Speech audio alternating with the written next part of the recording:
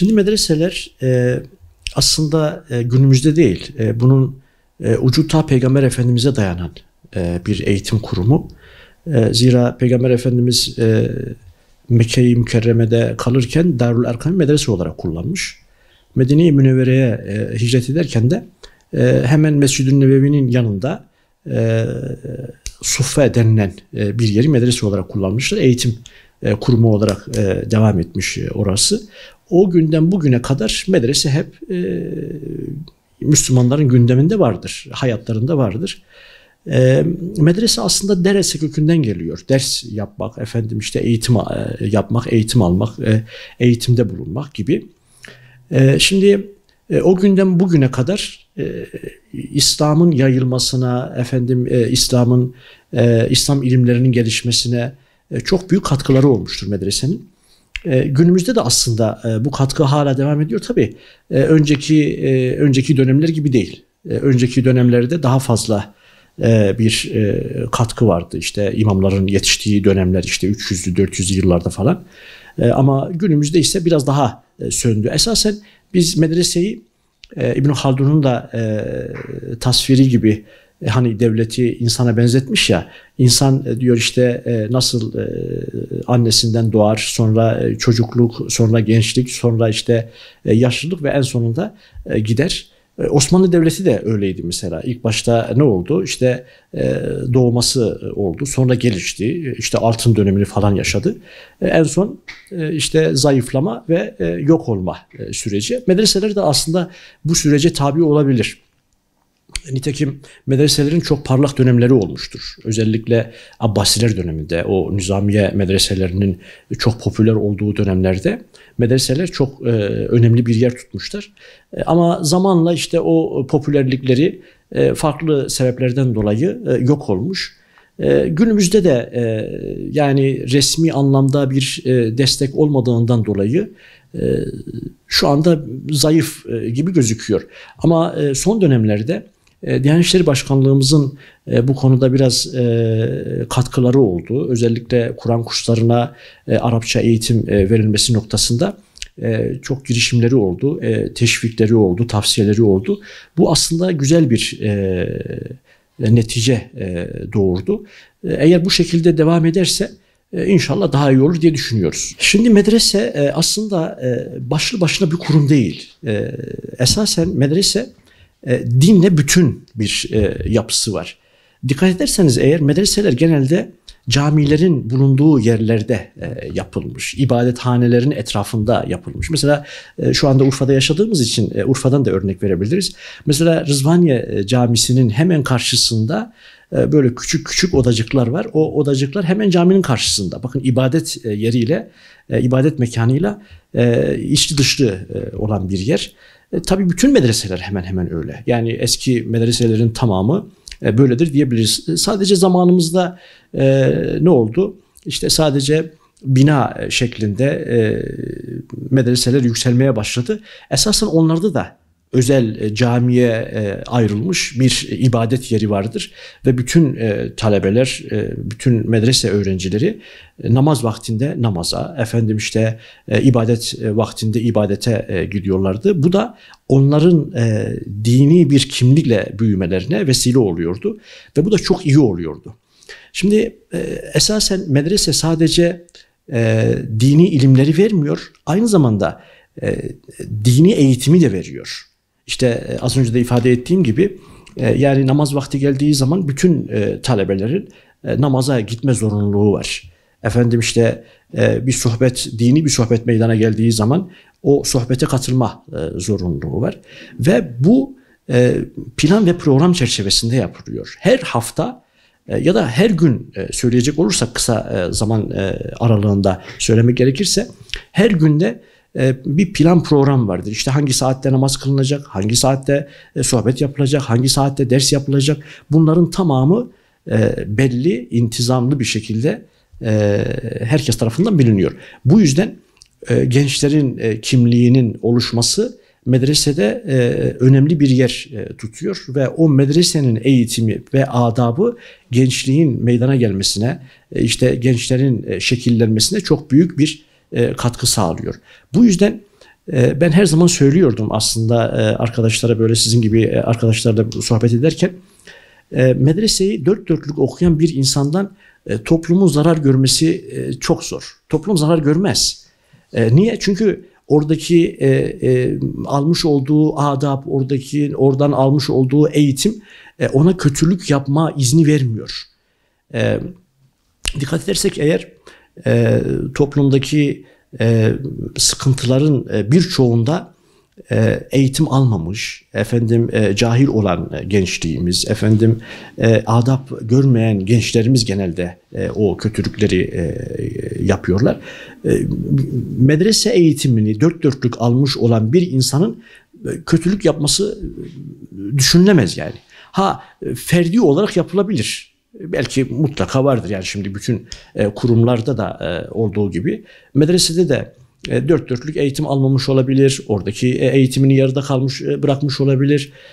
İyi bir edep terbiye almamış olabilir farklı sebeplerden dolayı. Bu yüzden ondan sıkıntı beklenebilir. Ama genel anlamda medresede eğitim gören bir insandan kötülük beklenmez. Şimdi zaten az önce söylediğim gibi, yani bu kurumlar sürekli iyiliği teşvik ettiğinden dolayı, özellikle dini anlamda kişiyi şekillendirdiğinden dolayı, insanlar da hep dine yakın olduğundan dolayı bu kurumlar her zaman popüler olmuştur. Her zaman ön plana çıkmıştır ve millet sevmiştir. Dolayısıyla hiçbir şey beklemediği halde çocuğunu oraya gönderen birçok Müslüman kardeşimiz olmuştur. Yani takdir edersiniz ki medreseden mezun olan bir insan günümüz şartlarında bir diplomaya bile sahip olmuyor. Buna rağmen insanlar çocuklarını medreseye gönderiyor. Bak, bu neyi gösteriyor? Bu insanların medreseye karşı duruşlarını, medreseye karşı sevgi ve muhabbetlerinin ne kadar yüksek olduğunu gösteriyor. Yani bir aile düşünün. O ailedeki genç işte ileride bir diplomaya sahip olmayacak, bir mesleğe sahip olmayacak. Buna rağmen medreseye gönderiliyorsa demek ki bu kurumlara, bu medrese yapısına çok önem verdiklerini bu gösteriyor. Kaldı ki ben yıllarca Doğu ve Güneydoğu'da gezdim, dolaştım, birçok medreseyi gördüm.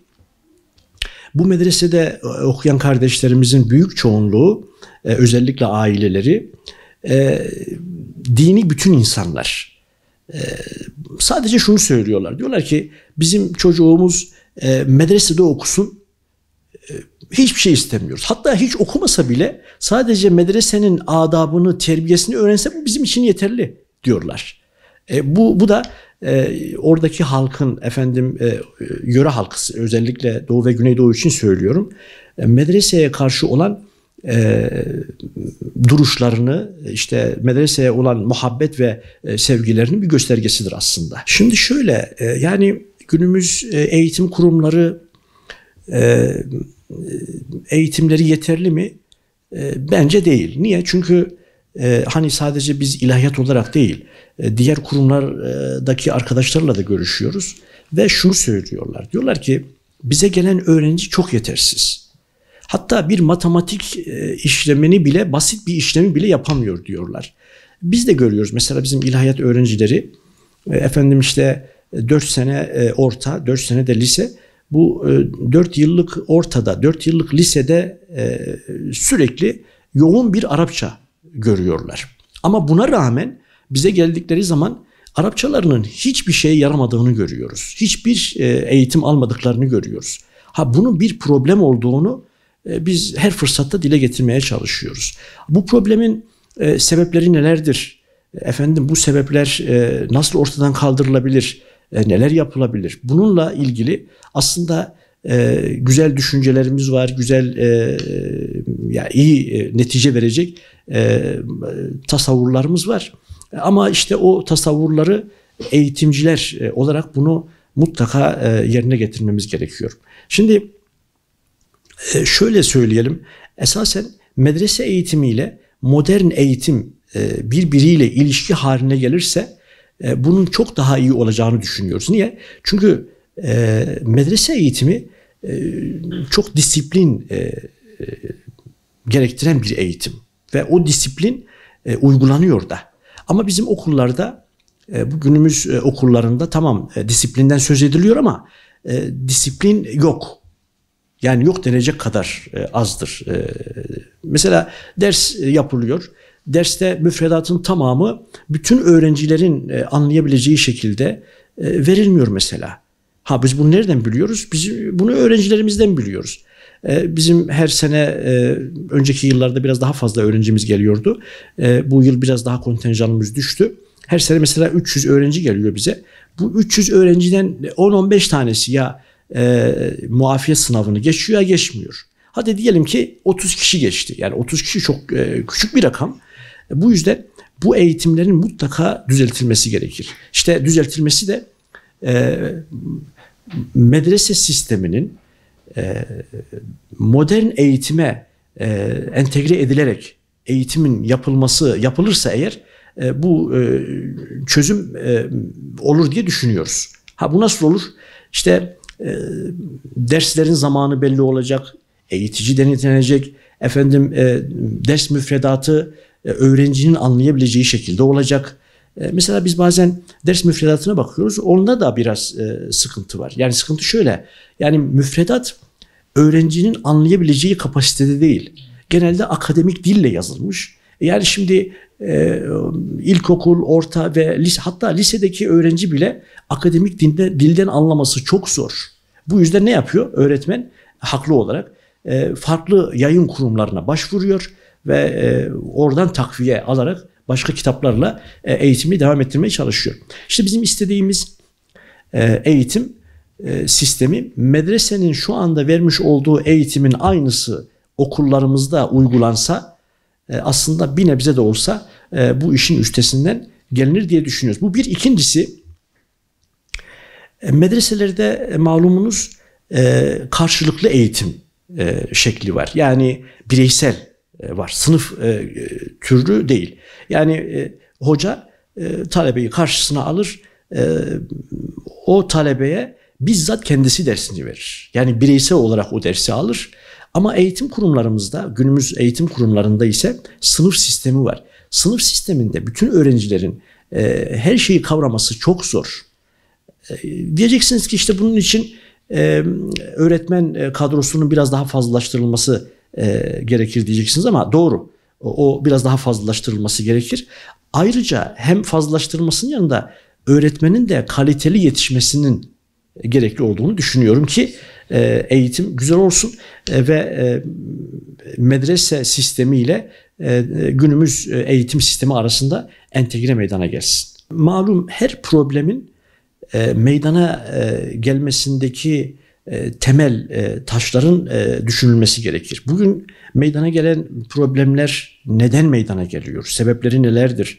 Bu sebeplerin meydana gelmesindeki günümüz şartları nelerdir? Bunların tamamı masaya yatırılıp, tabiri caizse masaya yatırılıp buna bir çözüm bulunursa eğer bu problemler hallolur.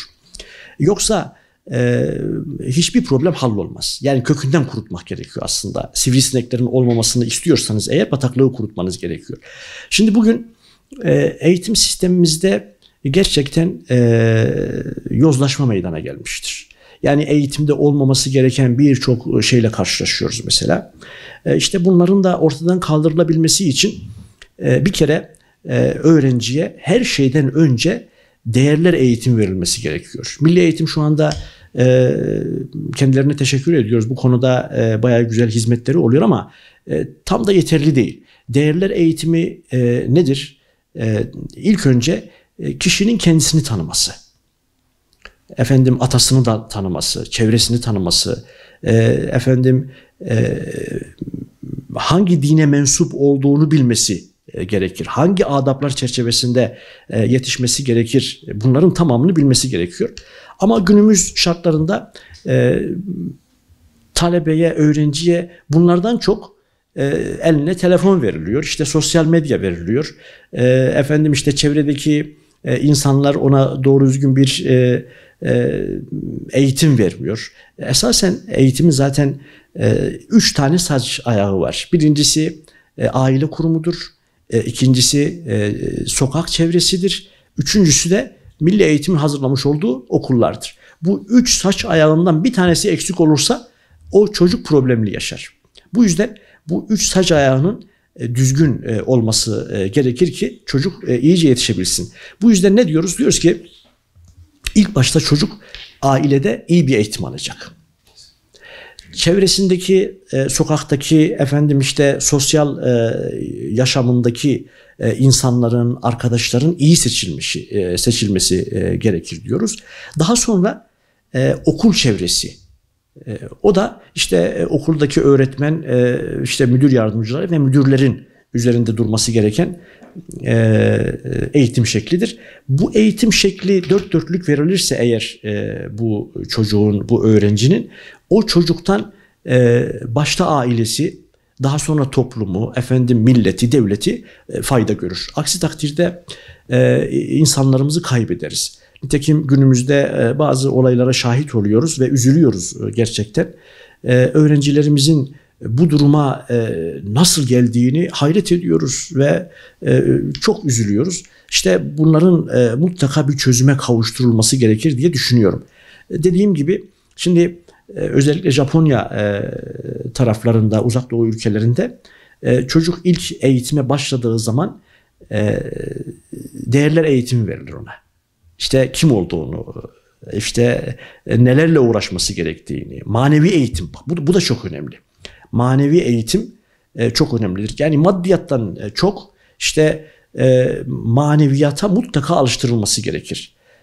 Malumunuz olduğu üzere Kur'an-ı Kerim'in hemen başında müminlerin وَالَّذ۪ينَ يُؤْمِنُونَ بِالْغَيْبِ وَيُقِيمُونَ الصَّلَاةِ وَالَّذ۪ينَ يُؤْمِنُونَ بِالْغَيْبِ Gaybe iman etmek. İşte maneviyat budur. Maneviyata bir Müslüman iman edecek. Bunun maneviyatının ne olduğunu, ne olması gerektiğini öğrenciye iyice alıştırmamız gerekir. Bu konuda onu eğitmemiz gerekir ki toplum ondan fayda alsın. Yoksa eğer sürekli internet, sosyal medya, telefon gibi şeylerle uğraşırsa biz bu gencimizi, bu insanımızı kaybederiz. Medreselerin aslında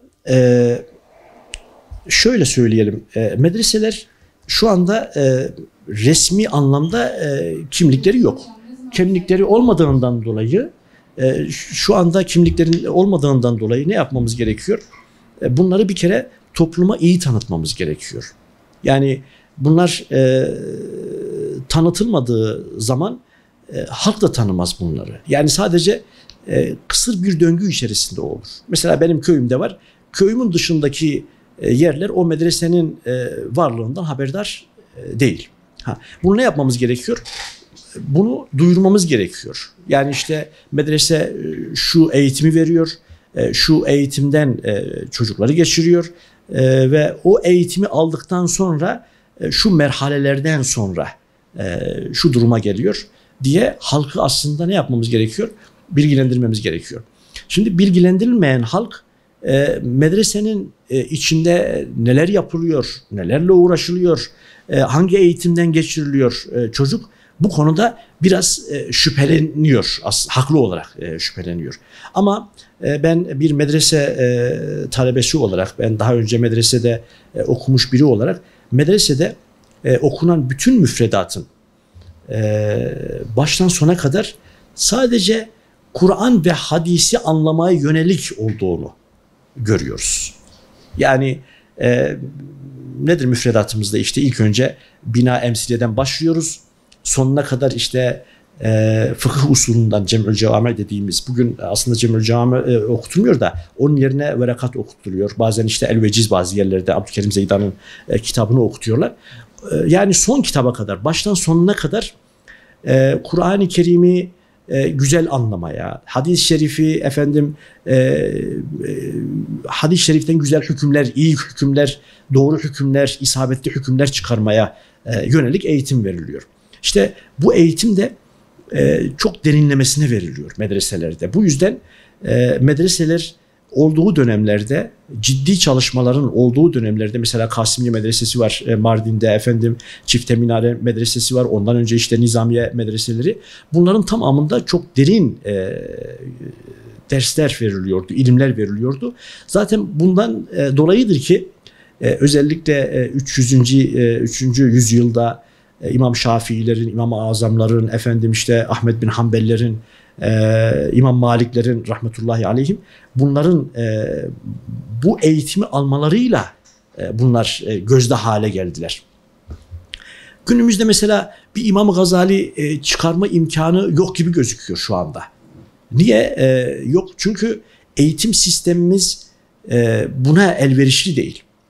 Hatta şunu bir söyleyerek ben sözüme son vermek istiyorum. Ben Çifte Minareli Medrese'ye gitmiştim Erzurum'da. Orada medrese pencerelerinin üst tarafta olduğunu görmüştüm. Yani bir insanın boyunu aşacaktan daha fazlaydı. Yani bir insanın boyunu aşıyordu. Ben aynı şeyi Kasimiye Medresesi'nde de gördüm. Kendi kendime dedim, Allah Allah, niye bu pencereler bu kadar yüksek? Yani tabii bu benim yorumum. Belki farklı sebepleri vardır ama bence o medresede yapılan yüksek pencerelerin sebebi şu: bir insan medreseyi okuyorsa bütün varlığıyla, zihniyle, fiziğiyle, her şeyiyle kendini oraya adaması gerekir. Ki o ilmi elde edebilsin. Bunlar da öyle yapmışlar. Bu yüzden zaten Kasimiye Medresesi'nden Teftezani gibi bir alim çıkmış mesela. Niye? Çünkü dünyayla büsbütün ilişkisi kesilmiş, bağı kesilmiş. Ama günümüzde biz ne yapıyoruz? Hem medrese okuyoruz, hem internetle ilişkimiz var. Hem medrese okuyoruz, hem işte iş hayatıyla ilişkimiz var. Hem medrese okuyoruz, hem tarla işleriyle ilişkimiz var. Bu yüzden yeterli miktarda derinlemesine bir ilme sahip olamıyoruz. İlme sahip olmadığımızda da ne olur? İşte içtihat seviyesine de ulaşamıyoruz. İçtihat seviyesine de ulaşmadığımızdan dolayı günümüz meselelerinde hüküm de ortaya koyamıyoruz. Mesela günümüzde yeni birçok mesele meydana geliyor. Bitcoin'in hükmü nedir? İşte bankaların vermiş olduğu krediler nelerdir? Taşıyıcı anneliğin hükmü nedir? Bankaların vermiş olduğu krediler konusunda neler yapılmalıdır? Ya da günümüzde memurlara verilen promosyonun hükmü nelerdir gibi sorular ne oluyor? Herkes bu konuda derinlemesine düşünmeye başlıyor. Ama bir müştehit olsa bu az önce sorduğum soruların tamamını çok rahat bir şekilde Nas'ın el verdiği ölçüde çözüme kavuştururlar. Bu yüzden kısacası şunu söyleyelim: bizim toplumumuzun, bizim milletimizin, bizim insanımızın derin ilme ihtiyacı vardır. Bunun için de sadece medreselerde değil, bütün kurumlarımızda, bütün eğitim kuruluşlarımızda ne yapılması gerekiyor? Boş zamanın geçmemesine özen gösterilmesi gerekir. Zamanda israfa kesinlikle yer verilmemesi gerekir. Disiplin ve sistemli bir eğitim verilmesi gerekir diye düşünüyorum. Eğer bu şekilde olursa toplumumuz eğitimden çok güzel faydalar elde edecektir inşallah.